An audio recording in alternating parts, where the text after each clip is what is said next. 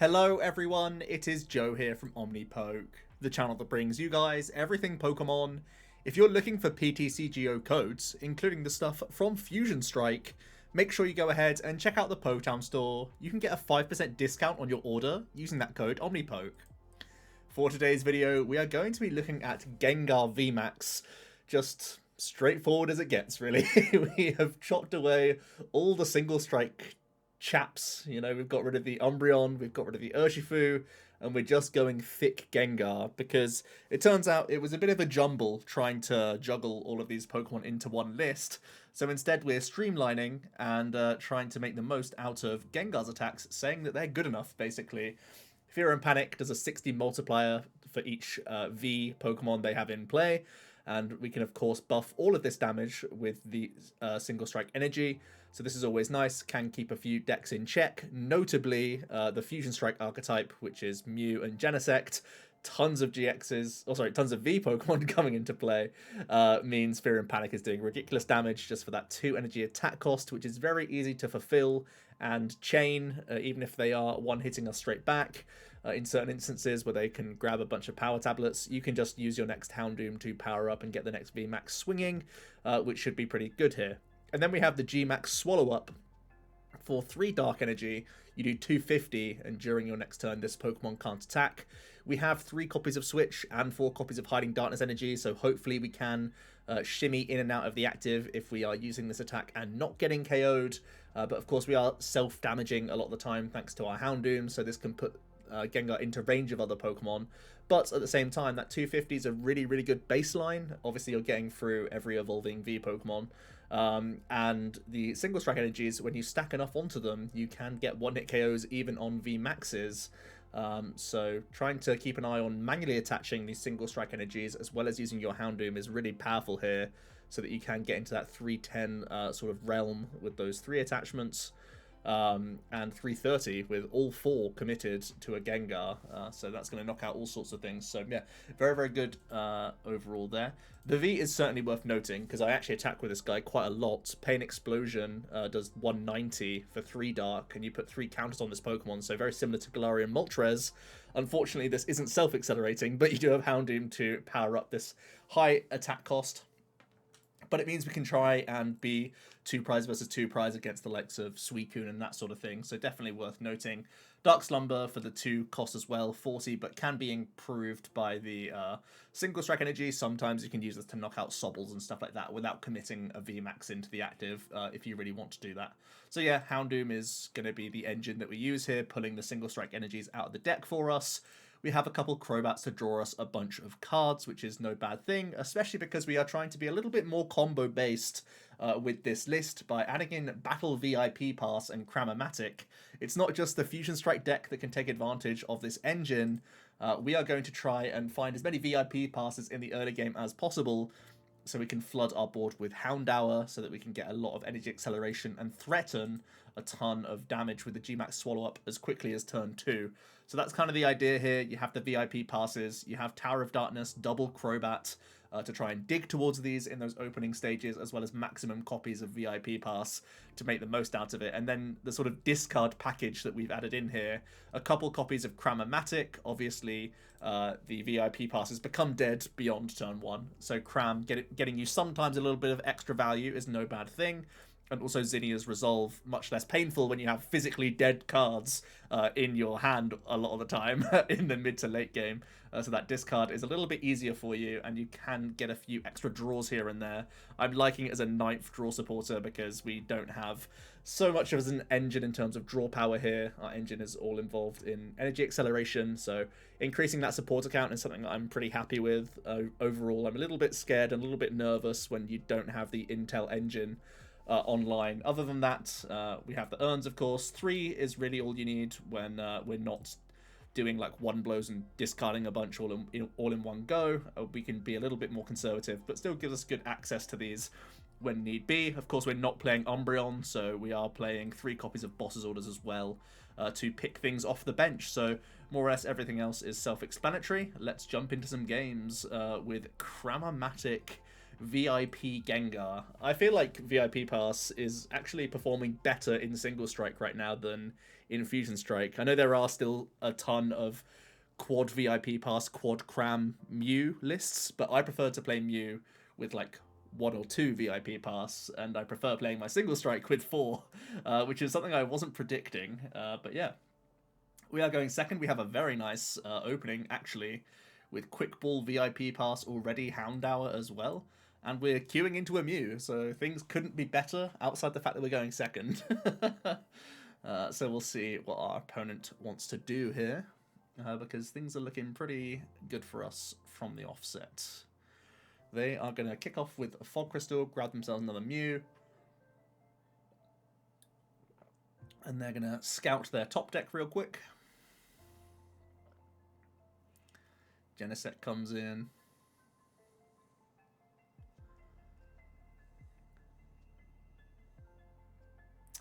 They're going to swing Fusion Energy to the front. They're going to spend a switch so that they can get their Genesect draw for 1. And let's see if they're popping off with their own. Yep, absolutely they are. VIP Pass. So they can get multiple Genesects into play.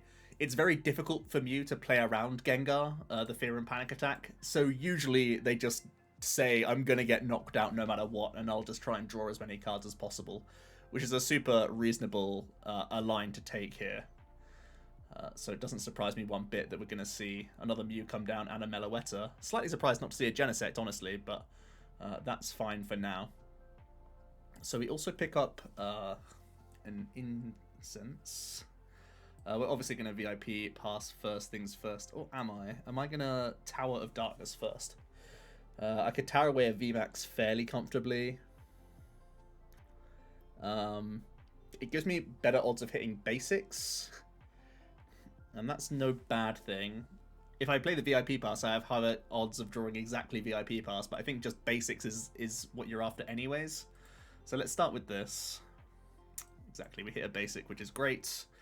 We can VIP, so we actually have prized a Houndour, which is scary. We do have our other VMAX, so that's good.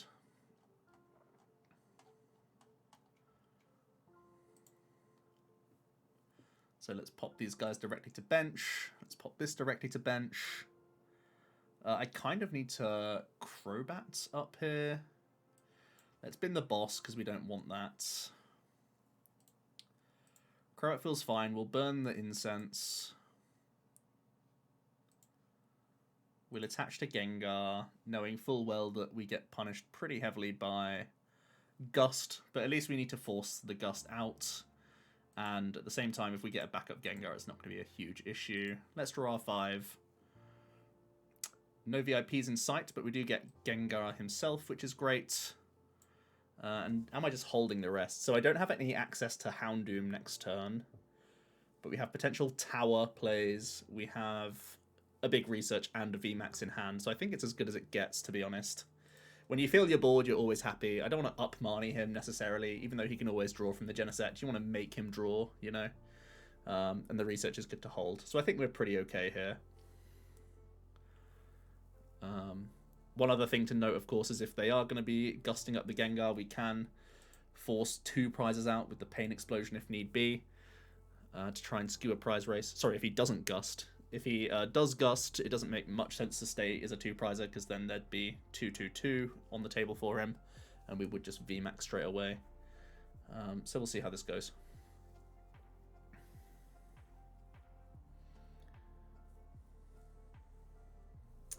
See the VMAX, the Psychic Energy. Really surprised that there's only 1 Genesect in play, honestly, but it's really going to hinder their draw. Possibly prizes are playing a role here. So are they going to Peony? Get some Gust going? Are they going to Boss? Both on the table.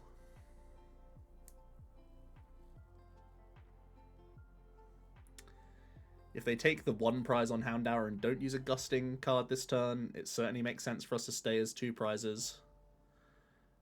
And we'll just pitch the VMAX probably, knowing that we have 1 fallback still in the deck. So we'll see what they want to do here. I'm sure they're just debating right now if it's worth coming in to swing. And they decide yes, they decide it is worth swinging. So they didn't play any supporter at all. They need to sparkle, and they need to get a ton of tablets if they're going to one-shot us. And now we have a full health Gengar VMAX. So I think you just go VMAX here every time. And I'm pretty happy with the quick ball research play. I don't think I want to earn first. It can just get me into trouble. We can thin this out the deck, I think. Keep the board space open for Crobat, because when you don't have the guaranteed draw options, it's always worrying, you know? It's always a way that you can stumble with the deck. So let's start powering up our bench Gengar. If I am going this route, I guess I'm always evolving as well. Do I want to draw the cards? Sure. I'm thinking of drawing the cards just to improve a Zinnia for next turn. And a Fear and Panic seems pretty good here. And obviously 640 is an absurd amount of damage to be dealing. But our opponent has their work cut out for them now. And you can see how strong this matchup should be for us, right? They have to throw a ton of things at us this turn to even get an attack off. They need to resolve, get a VMAX, have a manual attachment in there as well. They only have 2 Genesects to try and do all that stuff. They can't just try and block for a turn with Lati either, because their board's full. We are going to see double Great Ball fail, then a Fog Crystal for their manual attachment for turn. Going to see the nice Rotom Phone combo is a legit option, combining it with the Genesect. They're going to try and skew a prize race with Meloetta, but it doesn't make too much sense when they've given us the 3 anyway. But they're going to go for it nonetheless, throw a tablet in the mix as well.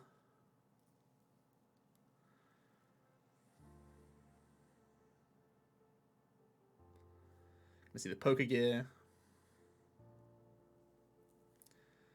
And we've got another gear. Don't forget they need to sparkle here, right? There we go. We do see the sparkle. So that takes Meloetta up to 140. Or 170 with the tablet played so far. We see another Crystal just being burnt. See a Quick Ball just going lower for their next Genesect draw. Throws away VIP. So that's taking them to 200.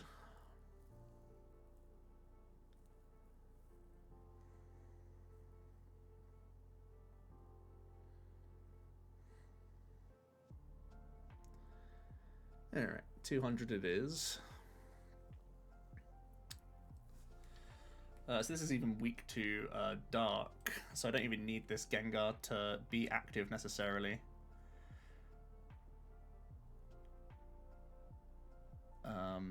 But again, we don't need to overplay too much.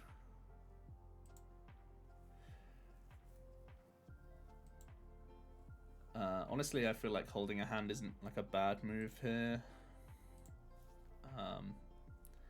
Just keeping everything open. Yeah, I mean, I'm pretty sure we're never losing from there, right? He has no way to tank. Like, the Meloetta build has no defense against the VMAX at all. At least with the Latias, you force Gengar to have the 2-prizer, and then Mew can easily knock out the 2 prizes, right? It's a longer race, but, like, the Gengar just sits there and literally opens his big gob and sucks up everything in his path. But that's a good showing of how favourable the Mew matchup is when we're such a straightforward Gengar. And this is the big boast of Gengar, right? You have some dodgy matchups, sure. You're bad into the Urshifu mirror of Single Strike, and you're bad against Rapid Strike, for sure. And we're just a setup deck in general. But you have a very, very dominant Mew matchup, which is on its own going to prop this deck up a little bit, you know. So not bad going second hand. We have a hiding if we want to try and like protect our Gengar early on. We don't have any access to... Ooh, okay, so this is going to be a Victini VMAX with Fan of Waves, by the looks of things. Ooh, VIP Pass off the top. You'll love to see that. So Victini can obviously put a lot of pressure on us early on. 220 is good stable damage output for them. No turn 1 attachment for them though, so pretty good for us. Let's go dig in for our Houndours. We've prized 1 single strike energy. Have 3 urns. They also have really, really low hit points, which is great news for us. We can throw a boss away here. I just want to get as many Houndour out as possible, I think. To threaten the big smack. And I don't have to worry about another Gengar just this turn. I'm not going to commit into Fan of Waves or Crushing Hammer. I think that just gets me into trouble, so I think we just pass here. It's weak against a Marnie, but there's, like, we already saw 2 fans in their opening hand. I imagine they're playing Court Crushing as well. So. And they're not super likely to be a Marnie deck either. They normally play things like Kabu and a few other things like that, a few other supporters like that. We are going to see a Pokemon catcher. And just a research. And there you go. Hammer, hammer, fan. Straight away in the bin. They're obviously digging for fire energy so they can start attaching. Ideally, yep, they're going to discard a fire so they can Spreading Flames this turn. Put 1 on each of their VMAXs. It's actually going to be the Heat Fire Energy, which does buff their hit points that little bit more and is definitely going to help them survive a hit. So I may be looking to 2-shot the first and 1-shot the second VMAX. A lovely Cram Heads, looking good. I think I just want to go second Houndoom.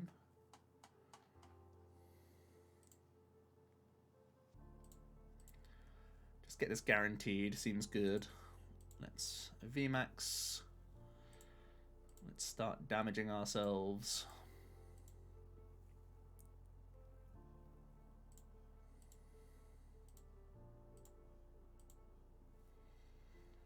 I think I will still throw the third energy active, because otherwise it's just going to go into the bin, and it protects around more hammers and fans that little bit easier for us. So do I want to tower this turn? I might tower away this 4th Houndoom in the deck. I wouldn't mind establishing a backup Gengar here. Starting to get some value out of that. Crobat not ideal. This is fine. Okay. And is there ever a world where I swallow up just in case I want to attack with a Houndoom next turn? The 290 lets me poke with all sorts of things, but forces switch outs from me. But my hand is only switch outs, right? I think I may as well do this just to put the pressure on him. We actually can't Houndoom attack next turn because we drew into the single strike energy, but if we get towards urns or something like that, I think it could be valuable.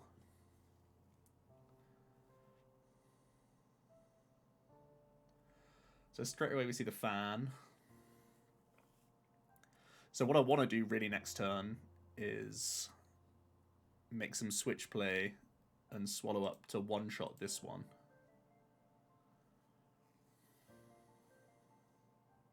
Or start working towards the next Gengar, right?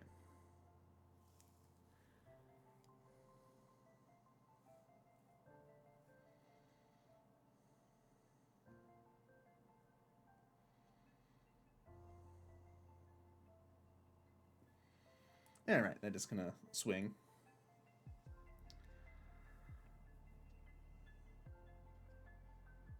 So I think towering away the energy sounds good. Can't really cram the Switch too effectively.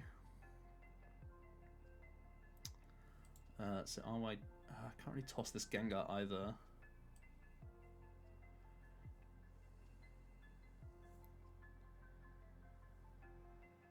We go Houndoom, Retreat, or I go Retreat Doom, which is better.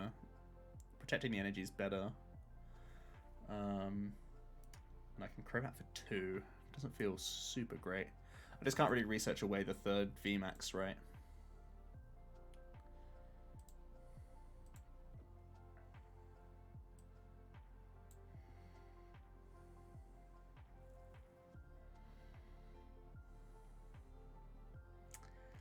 It's not even for 2 unless I boss. But bossing doesn't really make any sense. Crobatting for 1. Or am I just saying that I can beat this guy over this Gengar for 3 prizes, then throw him 2 prize. It forces a lot of urns out of me, right? Because the 190 isn't great numbers. I guess I'm just throwing it all and trying to go buffed 190 damage with other urn plays. Don't draw into any urns, which is a bit of a shame. Don't need any of these cards. The Zinnias is very bad in this matchup, so let's toss this. I think I want to get the value of the Crobat while I can, because they're certainly going to be a path deck. But I guess I can hold like this, so I can burn a card next turn. I'll hold it for now, just in case it's a Cram-o-matic card off the top. And obviously we've prized one of the single strike energies, so we will just fear and panic here. And we are in a bit of a dicey situation. But at least we have push potential with the hand.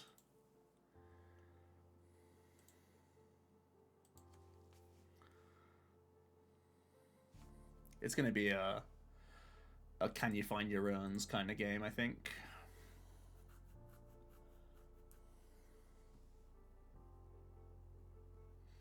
I can always panic Dark Slumber if all goes to pot.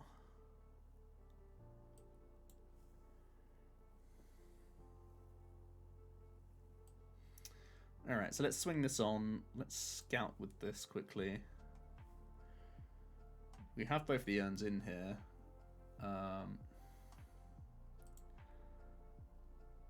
We're just going to rip this.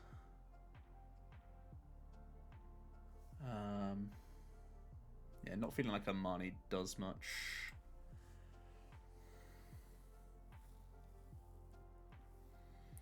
Do find an urn, which is great.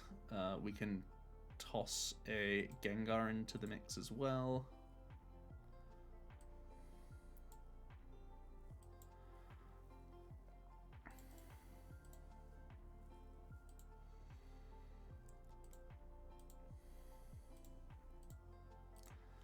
So it's kind of coming down to whether they can heal enough damage or whether they can, I don't know, disrupt, or like if we can't find the urn, disrupt enough for us to not find an urn.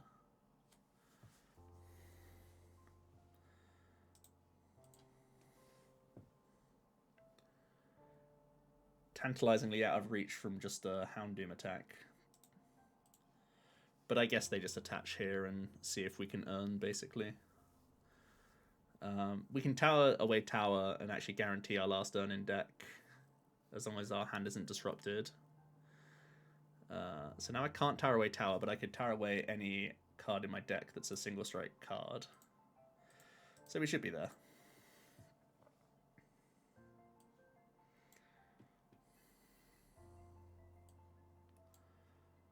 Just don't bottom deck the urn, you know.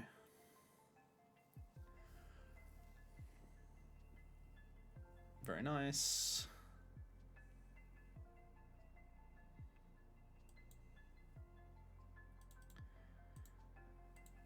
So yeah, we're not too vulnerable to fans and hammers, as you just saw. I guess we're more so worried about fans and hammers if they're also combining it with spread, like if it's a Jolteon or if it's a Rapid Strike Urshifu, which is a horrific matchup anyway. Yeah. So let's try one more game of Gengar. So far, a very convincing win against Mew, and a somewhat convincing win against Teeny.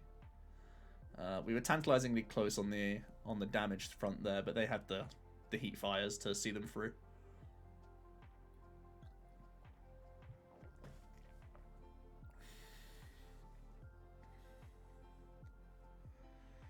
Alright, getting to go first, always good. We're a setup deck. We want our stage 1s online as quickly as possible.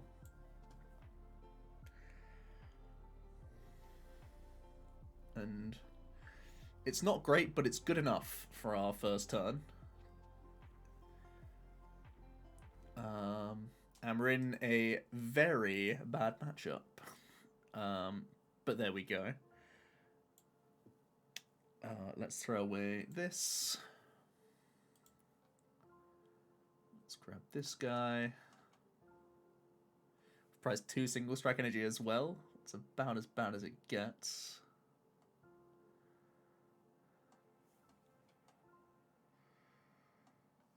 Okay.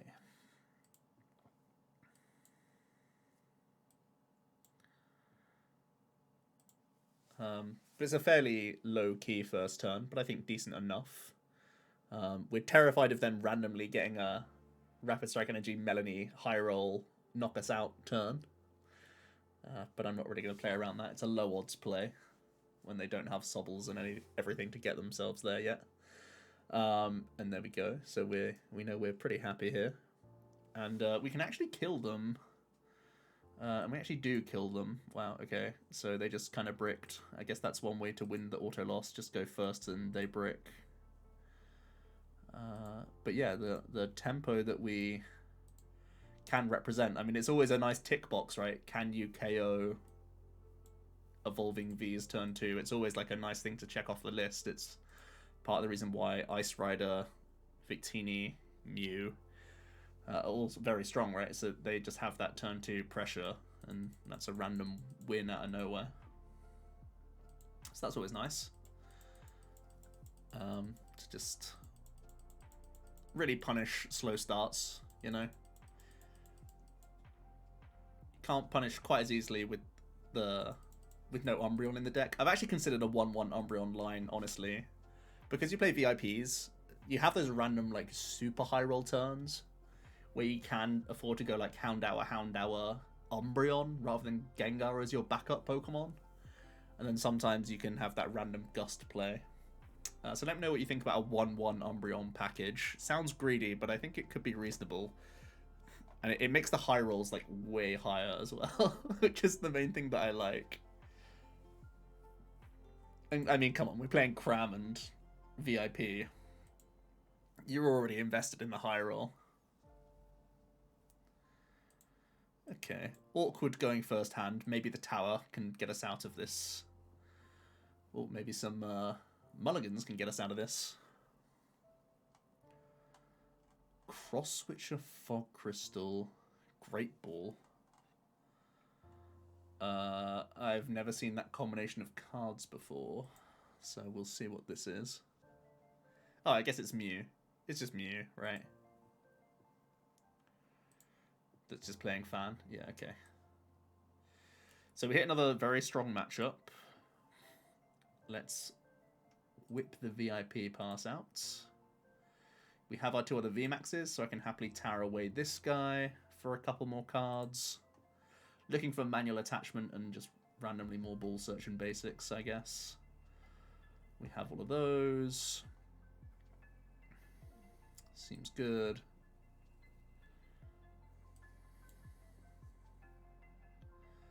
Because they very rarely ever play Hand Disruption, I can actually afford to take a Houndoom out here and try and dig 1 card deeper towards basics, which we don't find, but ultimately the turn is strong. The question mark now is, do I switch out Houndour to protect against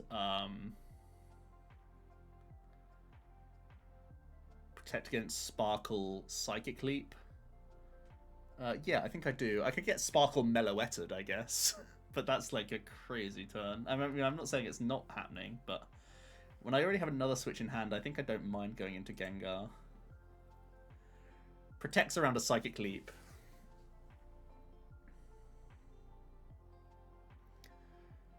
But now these new age Meloetta builds, they are scary, right? They can threaten the 210 this turn very reasonably, which is something you can't really do with the Lati build. You're going to see a tablet thrown at it, a second tablet thrown at it. Lots of Mews and a Peony. So we're not getting hit this turn, which is great. They already have the Rose Tower, so I guess they just go VIP Pass plus card of some description. Maybe VIP Pass Fog, so they can get a guaranteed attachment.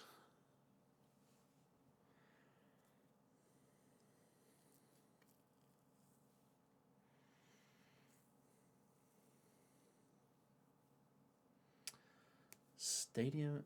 Okay, so they prized their VIP pass, I guess, and they just had the easiest, like, this is the best fodder for them, I would assume. They can tower first. Now we see the Fog Crystal, so they have hit the attachments. Looking good. They can Genesect for 2 more. They can keep the Genesect train rolling. Like I said, it's basically impossible for me to not play Interfere and Panic, so you just kind of don't.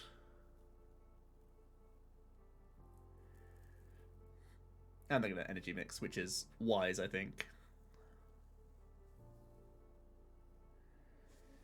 Double Doom, you'll love to see it.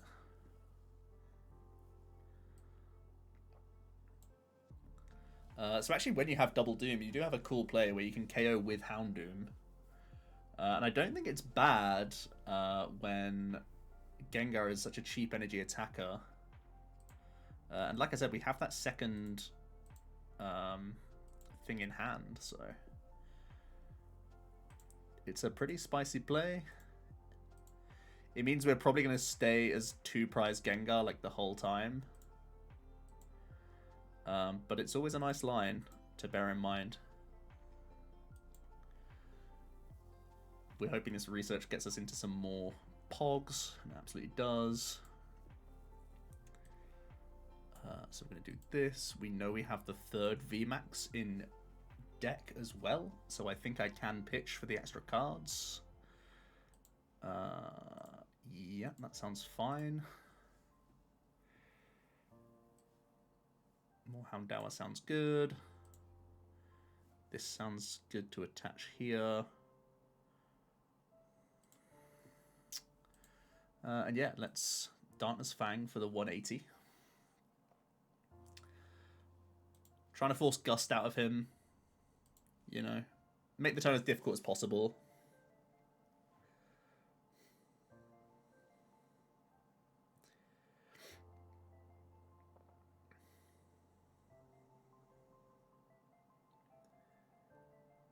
We will see a Fan from his end. So it looks like he won't be Gusting, because he's dealing with the benched energy.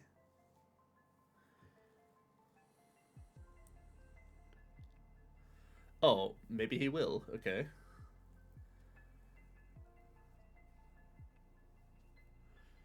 They're making some panic plays for some Genesect cards, I guess. Yes, yes. Okay. Alright, well that was a low rolling Genesect, I guess. Because they prized their... I assume they prized their VIP, right? So their turn wasn't as good as it could have been from their Peony. But yeah, that's Gengar for you. Pretty nice deck. We were simple and effective, I guess, there, really. Like I said, you are just out here rubbing your hands for the Mew players. This is a pretty high win rate matchup. I think going second, there are some nuances to it. Like I said, don't just, you know, go a prize down and throw VMAXs at them, because that's how you can lose, by them just having the crazy Cramo-Combo turn where they get all the power tablets and knock you out, and then suddenly they're just like a gust of a Crobat away from game. So just be aware that you can just attack with your 1 and 2 prize Pokemon if you need to in that matchup, because they can reach the KOs like you saw.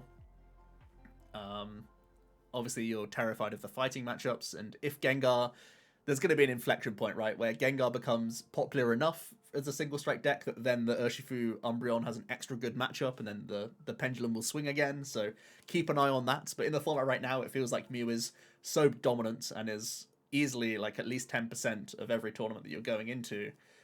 Just yawning through what is probably the hardest matchup for like every other deck in the format is a good feeling. So yeah, let me know your thoughts on Gengar. Let me know what you think about the list. If you like VIP Pass, or if you like the more sort of conservative, I guess you could say, Great Ball kind of list.